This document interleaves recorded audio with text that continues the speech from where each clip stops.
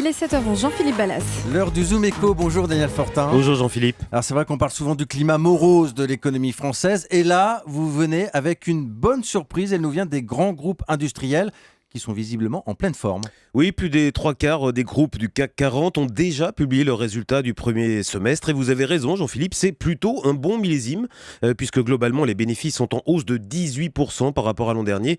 Alors pour être honnête, on ne tient pas compte dans ce chiffre de l'accident industriel de BNP Paribas, qui a dû afficher une perte de 2,6 milliards d'euros après sa gigantesque amende américaine. Mais ça n'était justement qu'un accident, et il n'enlève rien à la bonne météo globale de nos grandes entreprises. Elles vont plutôt mieux qu'en 2013, une année où leurs bénéfices avaient quand même atteint la bagatelle de 50 milliards d'euros. Et vous dites donc que dans le contexte actuel, ce score est plutôt une grosse performance. Oui, parce que les vents sont plutôt au contraire. Je ne parle pas de la France, où ça va mal, tout le monde le sait, mais elle ne représente plus qu'une toute petite partie de l'activité de ces groupes.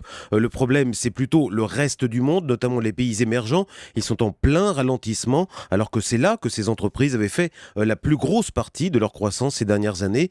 Et puis elles ont aussi souffert de la guerre d'échange. Ça leur a coûté de l'argent, mais elles ont quand même réussi, ces entreprises, à surmonter l'obstacle, ce qui prouve leur extrême solidité. Alors j'essaie de comprendre, si elles font l'essentiel de leur chiffre d'affaires à l'étranger, en quoi ça profite à la France ? Eh bien, c'est quand même bon pour le moral et pour l'image de savoir que les Français réussissent à briller à l'étranger, mais de façon plus concrète, il faut savoir qu'on a une économie encore très structurée autour de ces grands groupes. Ils embauchent, ils passent des commandes aux PME, ils offrent de meilleurs salaires que les autres, et puis quoi qu'on en dise, ils payent encore beaucoup d'impôts en France, donc finalement tout le monde a intérêt à ce qu'ils aillent bien. Du positif dans le Zoom Éco de Daniel Fortin. Merci Daniel, à lundi.